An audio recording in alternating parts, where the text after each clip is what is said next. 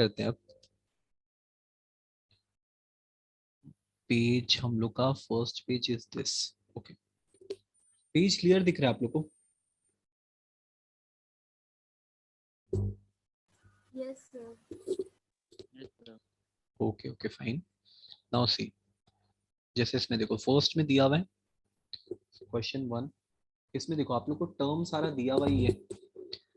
इसका set theory का formula एक तो आप लोग को याद है ये वाला, एक हम लोग पहले बहुत पहले डिस्कस किए थे कि ए यूनियन बी जो रहता है उसका जो कार्डिनल नंबर रहता है वो होता है हम लोग का N A plus N B, और इसमें से माइनस करना पड़ता है हम लोग को इंटरसेक्शन वाला पार्ट। सेट थ्योरी किया है तो ये वाला पता होगा। तो देखो जैसे फर्स्ट वाला हम लोग का क्वेश्चन है, उसमें सी देखो क्या बोल रहा है कि A union B, A plus B, then what can be said about the event A and B. बोल रहा है कि अगर इवेंट ए को हम लोग लेते हैं और इवेंट बी को लेते हैं, ठीक है, तो वो दोनों मिलके ना ए यूनियन बी हो जाएगा। फाइन। तो इसमें देखो एक चीज क्लियर पता चल रहा है, हम लोग अगर इस वाला फॉर्मूला को देखें, जो फॉर्मूला हम लोग यहाँ साइड में लिख के रखें, बोल रहा है ए यूनियन बी है ना, सिर्फ इतना से ही बन जा रहा है। मतलब n A plus N B करने से ही पूरा का पूरा ए यूनियन बी बन जा रहा है। इसका मतलब इंटरसेक्शन का वैल्यू जीरो है। अगर इंटरसेक्शन का वैल्यू जीरो होगा तभी तो हम लोग ए और बी को ऐड करेंगे तो पूरा का पूरा लेफ्ट हैंड साइड आ जाएगा।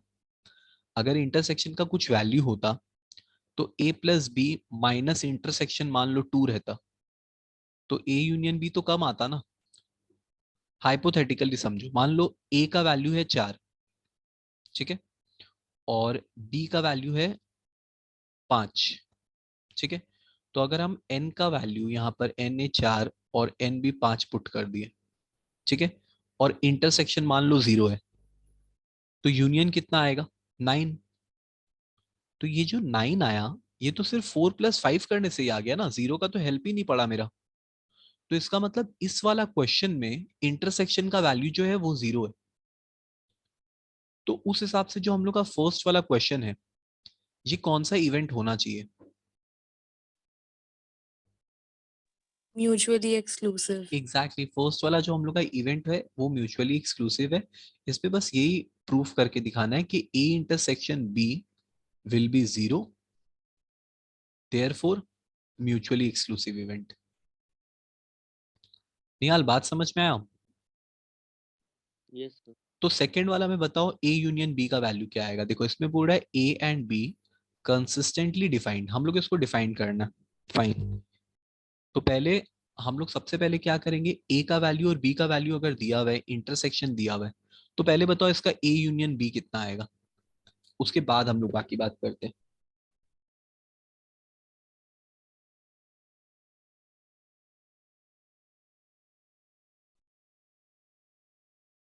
0.6. एग्जैक्टली 0.6। Yes sir 0.6। ठीक है, इसको और इसको अगर हम लोग लिखते हैं तो आया ए यूनियन बी आया 0.6। अब देखो एक तो बात समझना, अगर मान लो किसी एक इवेंट का वैल्यू 0.7 है, ठीक है, तो दोनों को मिला के 0.6 थोड़ी ना आएगा। बात समझ रहा है? ए यूनियन बी का मतलब होता है ए प्लस बी, ठीक है। तो बोल रहा है कि ए प्लस बी का अगर वैल्यू 0.6 है तो क्या ए का वैल्यू 7 हो सकता है? डेफिनेटली नहीं हो सकता। दूसरा बात एक तो समझो, अगर मान लो दोनों का इंटरसेक्शन 0.6 है, तो बी जो यहाँ पर ए का वैल्यू दिया हुआ है वो 0.5 है। अगर हम मान लो वेन डायग्राम बनाते हैं, तो बोल रहा है कि वेन डायग्राम के अंदर 0.6 आ रहा है और ये पूरा जो ए है इसका वैल्यू 0.5 है। तो ऐसा पॉसिबल है क्या? कभी भी जो इंटरसेक्शन का वैल्यू होगा वो किसी इवेंट के वैल्यू से बड़ा थोड़ी ना हो सकता है। ऐसा तो हो ही नहीं सकता। स्वाति आपको बात समझ में आए वाला?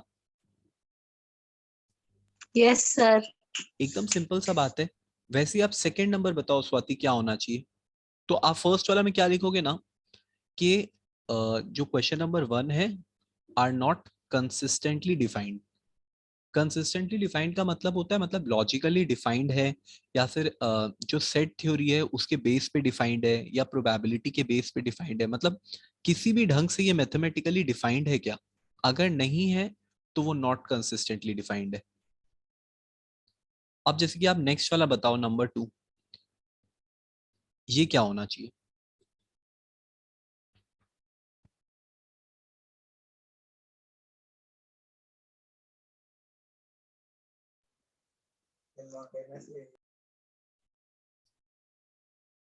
देखो इसमें ए का वैल्यू 0.5 है, बी का वैल्यू 0.4 है, ठीक है। तो कोई बताएगा कि इंटरसेक्शन कितना आ रहा है। 0.8। 0.1। 0.1, यस।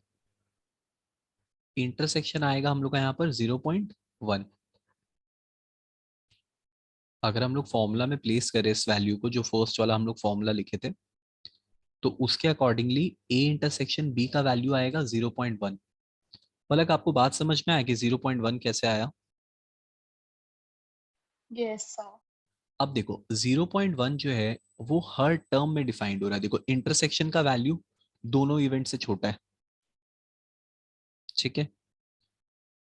और ए यूनियन बी जो है उसका मैक्सिमम जो प्रोबेबिलिटी है वो जो है ना हमेशा 1 से कम होना चाहिए। मतलब हम लोग पढ़े हैं ना प्रोबेबिलिटी जो होता है वो 1 से कम होता है, तो ये 1 के अंदर अंदर होना चाहिए।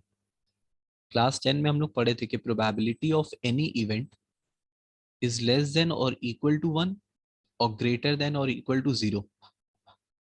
तो ए यूनियन बी का वैल्यू अगर 1 के अंदर आ रहा है, दूसरा बात इंटरसेक्शन दोनों इवेंट से अगर छोटा आ रहा है, तो इसका मतलब ये वाला जो हम लोग का पॉइंट है ये कंसिस्टेंटली डिफाइंड है।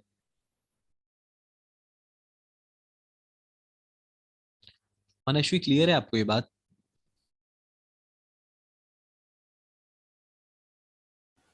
सर थोड़ा थोड़ा।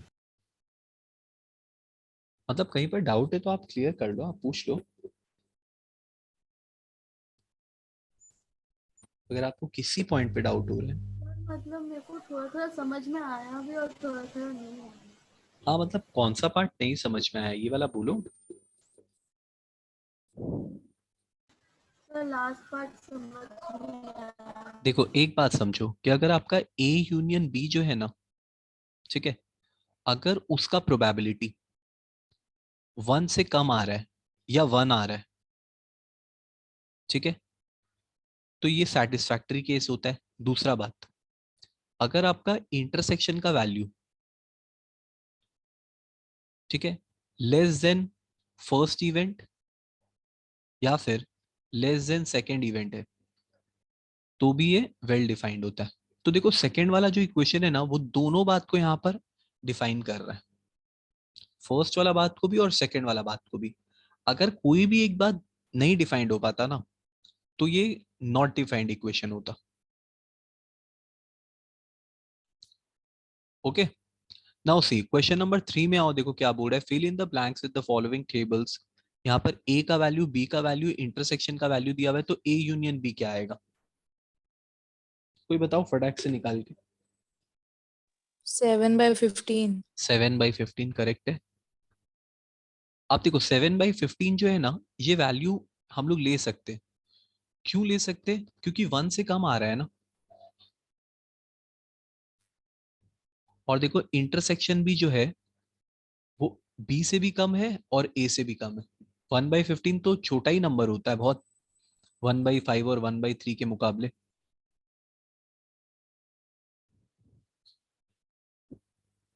इक्वेशन, सर हाँ बोलो।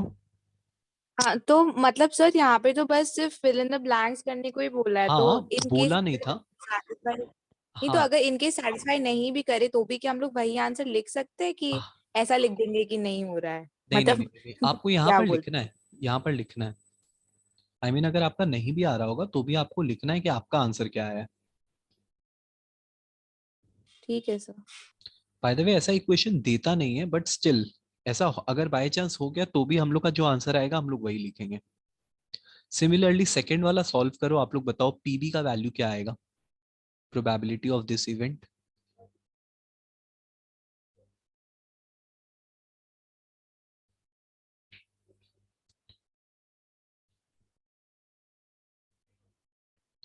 आई थिंक हम लोग अगर ए और बी का अगर दोनों देखें इंटरसेक्शन करें तो शायद से 0.5 आना चाहिए, बिकॉज 0.5 और 0.35 यस सर 0.85। 0.5 आ रहा। Fine, perfect.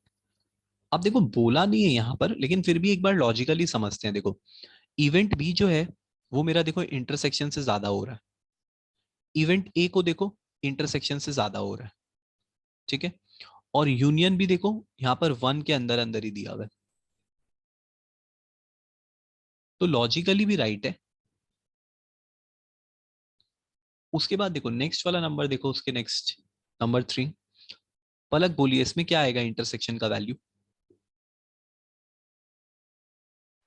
और 0.15 0.15 15 0.15 sir 0.15। Okay fine, 0.15 absolutely right. Swati आपको समझ में आया? हाँ सर। ओके फाइन, देखो नेक्स्ट वाला नंबर देखो, number 4। For mutually exclusive event A and B, A intersection B is कितना होता है?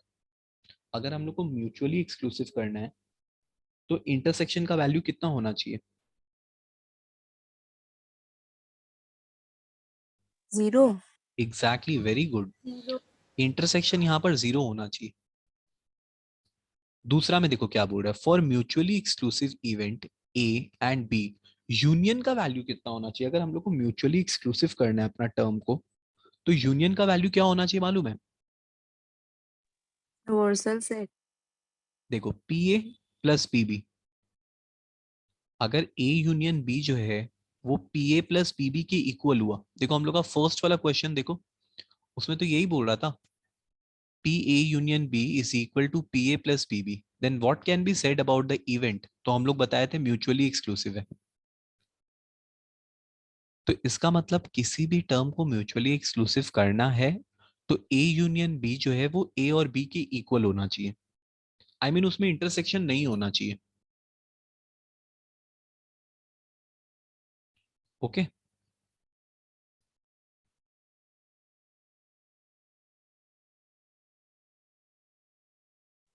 फिर उसके बाद नेक्स्ट वाला टर्म में आओ। नेक्स्ट वाला मनस्वी आप बोलिए।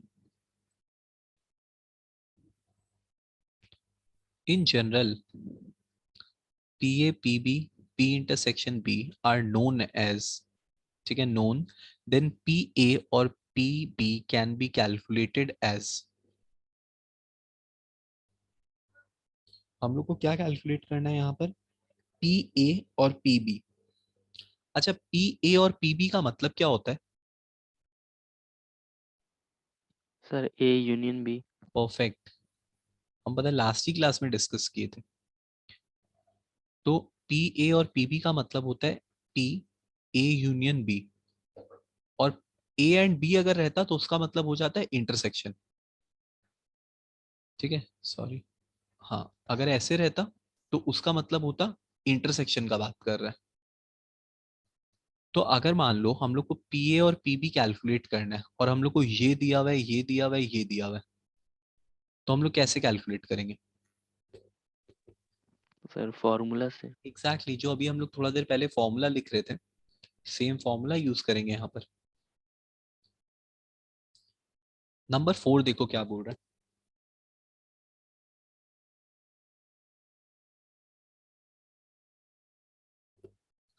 नंबर 4 में देखो बहुत सारा यहाँ पर इवेंट दिया हुआ है और पूरा म्यूचुअली एक्सक्लूसिव है एंड एग्जॉस्टिव इवेंट।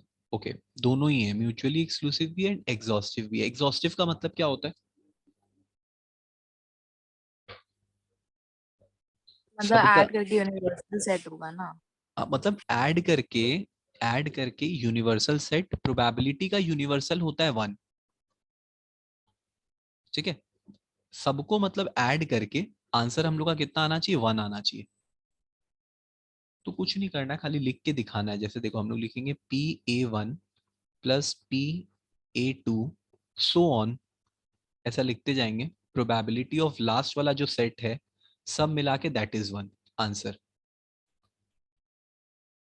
और ये हम लोग किसका प्रोबेबिलिटी बनाए, जिसका बोला था बनाने के लिए हम लोग को, PAI का, जिसका यहाँ पर बोला था हम लोग को। मतलब कि PAI is equal to this event this event this event this event, सबका value is equal to 1।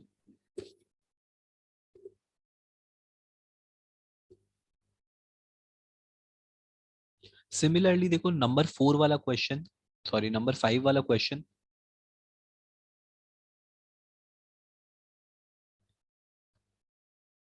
Number 5 में देखो क्या बोल रहा है, ए दिया हुआ है, बी दिया हुआ है, इंटरसेक्शन 0 है, then the event are mutually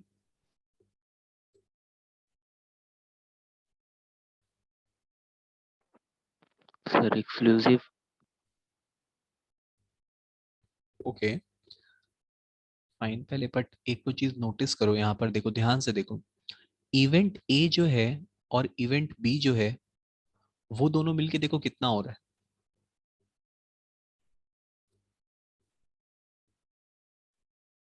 sir 1 हो रहा है।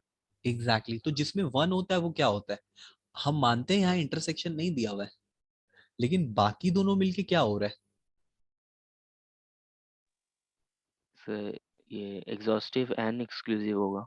एग्जैक्टली ये वाला जो है ना आर म्यूचुअली एग्जॉस्टिव इवेंट है, मतलब ये म्यूचुअली का ही एग्जॉस्टिव पार्ट है। आई मीन फॉर एग्जाम्पल मान लो PA का वैल्यू 0.5 दे देता और PB का वैल्यू 0.4 दे देता, तो अल्टीमेटली मिलके वो 0.9 हो पाता ना, और इंटरसेक्शन 0 दिया वही है, तो हम मान लेते म्यूचुअली एक्सक्लूसिव है। बट ये तो साथ साथ में एग्जॉस्टिव भी हो रहा है ना, समझा बात। हाँ सर। एंजेला नेक्स्ट वाला नंबर ट्राई करो, नंबर 6। हाँ सर।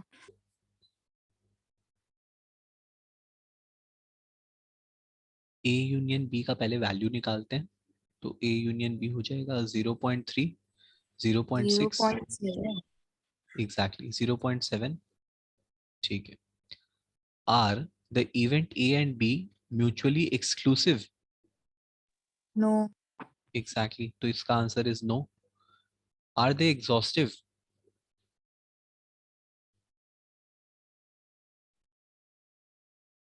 नो। नो। एग्जैक्टली ये भी नो है। Then the value of P not A, P not A बोला है देखो, 0.4। नहीं देखो नॉट A मतलब याद है P का कॉम्प्लीमेंट वैल्यू, P का कॉम्प्लीमेंट। यूनिवर्स में टोटल एक है, उसमें से A का वैल्यू 0.3 है। ओह अच्छा अच्छा ठीक है सर। तो इसका मतलब इसका आंसर हो जाएगा 0.7,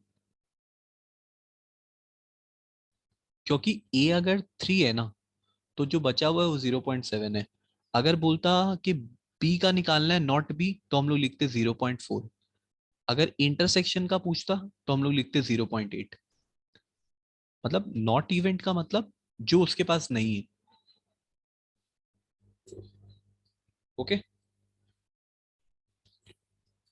तो सर हम लोग 0.7 से क्यों नहीं माइनस कर रहे 0.3 को? देखो बोल रहा है कि यूनियन के पास में टोटल 0.7 पावर है। अगर हम लोग वेन डायग्राम को ध्यान से समझे तो बोल रहा है कि अगर ये जो वेन डायग्राम है ना, वेन डायग्राम के पास 0.7 है, बाहर में 0.3 एक्स्ट्रा पड़ा हुआ है यूनिवर्स में। अच्छा अच्छा तो ठीक अगर है सर। ये पूरा का पूरा ए के पास में अगर मान लो 0.3 पावर है, तो इसके पास में तो 0.7 और नहीं है ना। हम यूनिवर्स को देखेंगे, हमको डायग्राम से मेरा मतलब नहीं है, यूनिवर्स में कितना नंबर है। ओके हाँ sir. Okay kind of same question चल रहा है। 5 नंबर आप लोग ट्राई करना, एक तो करते हैं 5 नंबर का कोई भी रैंडमली, जैसे 3 नंबर। पलक आप बताओ 3 नंबर क्या होगा?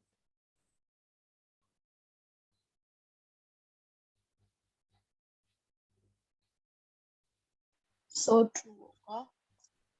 हाँ देखो यहाँ पर इंटरसेक्शन का वैल्यू हम लोग को 0.2 दिया हुआ है और बोर्ड है कि नॉट म्यूचुअली एक्सक्लूसिव, तो इसका मतलब ट्रू है, क्योंकि अगर इसको म्यूचुअली एक्सक्लूसिव होना पड़ता तो इंटरसेक्शन को 0 करना पड़ता ना। फाइन। नेक्स्ट नंबर आओ, स्वाति आप बोलिए नंबर 6। ए बी दिया हुआ है, फाइंड ए और बी। ए और बी मतलब स्वाति क्या होता है? A union B. Exactly, A union B. तो ए यूनियन बी का वैल्यू निकालो, बताओ कितना आ रहा है। And given that A and B are mutually exclusive event. Okay, ये दोनों म्यूचुअली एक्सक्लूसिव है। Sir, 4/5. एग्जैक्टली, बिकॉज 3/5 और 1/5 को ही ऐड करना पड़ेगा, 4/5 ही आएगा। इंटरसेक्शन तो कुछ है ही नहीं, म्यूचुअली एक्सक्लूसिव में इंटरसेक्शन तो 0 होता है। परफेक्ट, एकदम राइट आंसर है। Number 7, A and B are mutually exclusive event, मतलब इंटरसेक्शन 0 दिया हुआ है इसका भी, तो 0.35 और 0.45, ए यूनियन बी कितना हो जाएगा? मतलब 3 नंबर का आंसर कितना हो जाएगा? सर 0.8। 0.8। ओके, अब बाकी सारा सॉल्व करते हैं। जैसे देखो बोर्ड है पी नॉट ए, तो ये कितना हो जाएगा?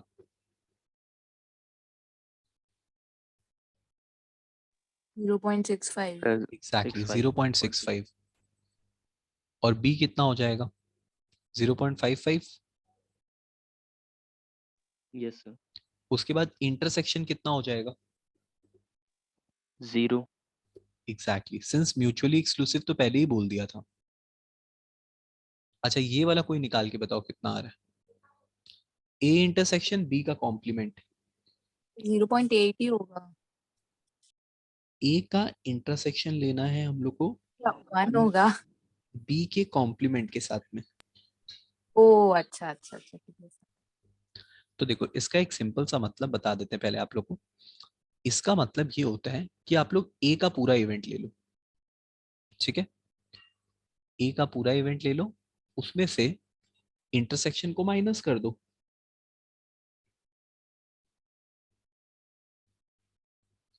बात समझ में आया? हाँ सर। तो सर ए का पूरा इवेंट मतलब? ए के पास जितना वैल्यू है, जैसे 0.35 था उसके पास में, पूरा ले लो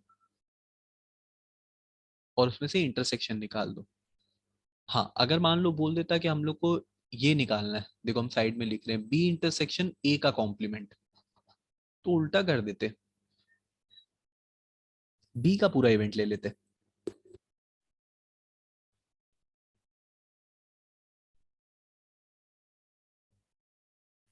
सब आंसर तो 0.35 ही हाँ आएगा। आंसर 0.35 ही आ रहा है, सिंस यहाँ इंटरसेक्शन है ही नहीं ना। देखो एक और फॉर्मूला यहाँ पर नीचे में भी दिया हुआ है हिंट में, एक ये फॉर्मूला भी होता है, मतलब डिफरेंस। जैसे हम लोग इंटरसेक्शन बनाते हैं तो जो डिफरेंस वाला पार्ट होता है ना, इसी को हम लोग बोलते हैं ए इंटरसेक्शन बी का कॉम्प्लीमेंट। तो या तो हम ए को पूरा ले लेते हैं और इंटरसेक्शन को माइनस कर देते हैं, या डायरेक्ट डिफरेंस को ही ले लेते हैं। पर डिफरेंस को लेगा कैसे डायरेक्ट, उसके लिए भी तो ए का रिक्वायरमेंट पड़ेगा ही ना। अच्छा A complement intersection B complement. 0.2। Excellent, कैसे निकाली बताओ सबको? वही आई मीन सर, ए का कॉम्प्लीमेंट था तो वो पूरा, ये क्या बोलते, तो 0.55 लेते, हम्म सॉरी 0.65 लेते, और बी हम्म का कॉम्प्लीमेंट था तो 0.55 लेते। एग्जैक्टली। और उन दोनों में मतलब कॉमन तो 0.2 ही होता है, क्योंकि वो तो ऑलरेडी म्यूचुअली एक्सक्लूसिव बोल दिया था तो। बात समझ में आया, लास्ट वाला बात समझ में आया सबको? नहीं सर, नहीं सर। देखो देखो एक्चुअली एक तो डायग्राम से समझना, हम बताते हैं उस डायग्राम के बेस पे समझते हैं हम लोग। देखो बोल रहा है यहाँ पर कि हम लोग को क्या करना है, ए और बी का दोनों का इंटरसेक्शन, सॉरी दोनों का इंटरसेक्शन करना है कॉम्प्लीमेंट वैल्यू के साथ, मतलब दोनों का कॉम्प्लीमेंट लेके इंटरसेक्शन करना है। तो अगर मान लो हम वेन डायग्राम यहाँ पर ड्रॉ करें, एक ए का वैल्यू और एक बी का वैल्यू, तो एकदम सिंपल सा बात सोचना, ए का जो कॉम्प्लीमेंट होगा वो क्या होगा, बी। Yes sir. बात समझा, बी या फिर उसके बाहर में, है ना। अब अगर हम मान लो हम बी का कॉम्प्लीमेंट का बात करें, तो बी का जो कॉम्प्लीमेंट होगा वो क्या होगा, या तो ये डिफरेंस वाला पार्ट ए का, ठीक है, या उसके बाहर वाला। बात समझा, कॉम्प्लीमेंट मतलब क्या होगा, जो उसके पास नहीं है तो उसके पास क्या नहीं होगा, जो ए के पास एक्स्ट्रा होगा। ए के पास एक्स्ट्रा इन सेंस कि इंटरसेक्शन नहीं लेना है हम लोग को, सिर्फ ए का वो जो एक्स्ट्रा वाला पार्ट होता है ना वो, और बाहर वाला पार्ट। अब अगर मान लो हम लोग को बोला कि ए का कॉम्प्लीमेंट चाहिए, तो हम लोग क्या करेंगे, बी का जो एक्स्ट्रा वाला पार्ट है ना उसको लेंगे या फिर बाहर वाला पार्ट को लेंगे। समझा। अब बोल रहा है कि जो हम लोग यहाँ पर ए का कॉम्प्लीमेंट और बी का कॉम्प्लीमेंट किए, इन दोनों का इंटरसेक्शन मतलब इन दोनों का कॉमन पार्ट क्या है मालूम है, ये बाहर वाला पार्ट। कॉमन तो उन लोग में वही है ना, बाहर में जो पार्ट है वही कॉमन हो पाएगा उन लोग में, क्योंकि कॉमन का मतलब होता है इंटरसेक्शन, इंटरसेक्शन तो यहाँ है ही नहीं, तो कॉमन इन लोग के बीच में सिर्फ आउटसाइड वाला पार्ट बचा। अब बोल रहा है कि अगर यूनिवर्स में टोटल मिला के अगर एक वैल्यू होता है, और ये जो डायग्राम आप लोग बनाए हो, ये डायग्राम का टोटल वैल्यू 0.8 है, तो इसका मतलब बाहर में सिर्फ 0.2 वैल्यू बचा हुआ है, तो 0.2 ही इसका आंसर होगा। अब देखो इतना हार्ड करके इसलिए बता रहे थे समझाने के लिए, अब एक तो सिंपल में बात समझना, ये जो फॉर्मूला यहाँ दिया हुआ है ना, ए इंटरसेक्शन बी, इसका एक तो डिस्ट्रीब्यूटिव प्रॉपर्टी होता है ए यूनियन बी का कॉम्प्लीमेंट। अगर याद कर सकता है तो याद कर लेना, ए यूनियन बी का कॉम्प्लीमेंट तो निकाल ही लेगा, ए यूनियन बी 0.8 है, तो उसका कॉम्प्लीमेंट वैल्यू क्या होगा, 0.2, आंसर। समझा, ये इसका एक तो समझ फॉर्मूला है। गए सर। लेकिन हम फिर भी बोलेंगे कि ये प्रॉपर्टी याद करने से अच्छा वेन डायग्राम से समझने का कोशिश करो, काम आएगा। प्रॉपर्टी तो क्या है, भूल भी जाएगा 2 महीना बाद, वेन डायग्राम से समझेगा ना तो कभी भूलेगा नहीं फिर वापस।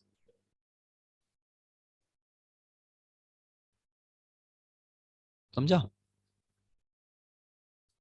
हाँ सर। उसके बाद देखो नेक्स्ट वाला टर्म में आओ,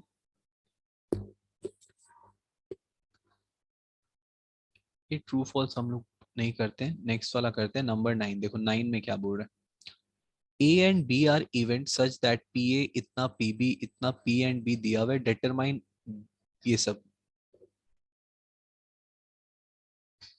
ओके तो नॉट ए कितना हो जाएगा, इजीली बता देगा, बोलो कितना होगा नॉट ए। सर 0.58। एग्जैक्टली, तो पहला वाला का आंसर आया 0.58। पलक नेक्स्ट वाला बोलिए आप कितना होगा नॉट बी। So 0.52. एग्जैक्टली, और यूनियन कितना हो जाएगा यहाँ पर, ए और बी का मतलब यूनियन होता है, sir 0.74। Exactly 0.74, formula based. Fine, 10 number आप लोग अपने से करना, 11 आप लोग अपने से करना, 12 आप लोग अपने से करना, 13 नंबर करते हैं। A, B, C are three mutually exclusive and exhaustive event associated with random experiment. Okay, देखो यहाँ पर B का वैल्यू जो है वो बोल रहा है A का वैल्यू का 3/2 है। तो देखो सिंपल सा बात है, अगर मेरे को A का वैल्यू नहीं पता रहेगा तो हम B का कैसे निकालेंगे, है कि नहीं। तो सबसे पहले मेरे को किसी एक का वैल्यू पता करना होगा, ठीक है। किसी भी एक का वैल्यू अगर हम पता कर लेंगे तो उसको सारा उस टर्म में चेंज कर देंगे। कैसे करेंगे देखो, आप लोग एक बार ट्राई करोगे तो करो, मैं बताता हूँ, नहीं तो देखो। पहला बात है म्यूचुअली एक्सक्लूसिव का सम्स है, तो इसका मतलब इंटरसेक्शन का वैल्यू 0। इसका मतलब कि A intersection B intersection C is equal to 0। दूसरा बात, यूनियन का सम्स है, आई मीन एग्जॉस्टिव का सम्स है, तो इन सब का जो यूनियन है वो मिलके 1 होना चाहिए। ये दो बात पहले ध्यान में रखना, उसके बाद क्वेश्चन करेंगे, ठीक है। अब सुनो, यहां पर अगर A union B union C 1 है तो इसका मतलब क्या होता है? A union B union C का मतलब और मतलब क्या होता है? प्लस। आई मीन कि हम लोग लिखेंगे P A union B union C is equal to 1, और यहां पर नीचे में लिखेंगे event A plus event B plus event C is equal to 1।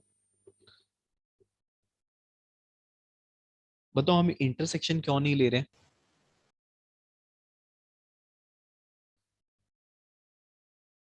क्योंकि ए यूनियन बी का फॉर्मूला तो कुछ और होता है, लेकिन हम सिर्फ इतना सा फॉर्मूला लिए, इंटरसेक्शन वाला पार्ट नहीं यूज किए, बिकॉज म्यूचुअली एक्सक्लूसिव का सम्स है ना, तो फॉर्मूला बहुत बड़ा होता है इसका।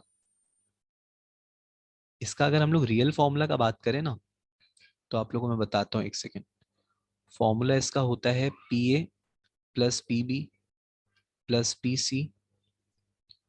उसके बाद में कुछ इंटरसेक्शंस का वैल्यू रहता है जो हम लोग को माइनस करना पड़ता है, जैसे ए इंटरसेक्शन बी को हम लोग माइनस करते हैं, फिर बी इंटरसेक्शन सी को माइनस करते हैं, फिर सी इंटरसेक्शन ए को माइनस करते हैं, फिर उसके बाद में A intersection B intersection C इसको प्लस करते हैं, तब जाके एक तो यूनियन निकलता है। लेकिन यहां पर एक भी इंटरसेक्शन नहीं यूज करेंगे, बिकॉज क्वेश्चन में बोला था कि म्यूचुअली एक्सक्लूसिव है। म्यूचुअली एक्सक्लूसिव है इसका मतलब इंटरसेक्शन तो है ही नहीं। अब सुनो, कोई का भी वैल्यू दिया हुआ, जैसे देखो पीबी की जगह में हम लोग क्या लिख सकते हैं? 3/2 पी ए, ठीक है। तो पीए को पीए ही रहने देते हैं, और पीबी को क्या लिखेंगे बताओ? 3/2 पी ए। ओके, पीसी को क्या लिखेंगे? ए के टर्म में कोई बताओ, पीसी को क्या लिखेंगे? Sir half into 3/2 PA। देखो यहाँ पर पी, हाँ एकदम राइट। देखो पीसी का वैल्यू यहाँ पर दिया हुआ है, तो अगर हम लोग मान लो पीसी का अगर वैल्यू लिखें हाफ पीबी, तो पीबी तो खुद ही पीबी नहीं है, पीबी तो खुद ही 3/2 पीए है।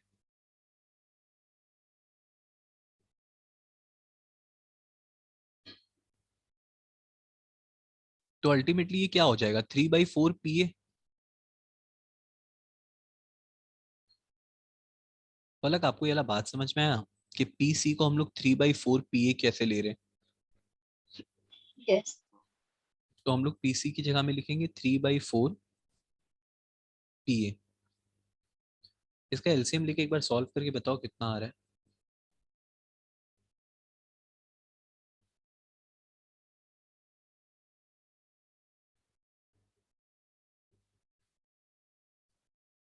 एलसीएम आएगा इसका 4, तो हो जाएगा 4 पीए +6 पीए +3 पीए इज इक्वल टू 1। 13 हो जा रहा है ना? 13 पीए/4। तो यहाँ पर आया 13 पीए/4 इज इक्वल टू 1। तो पीए का वैल्यू कितना होगा?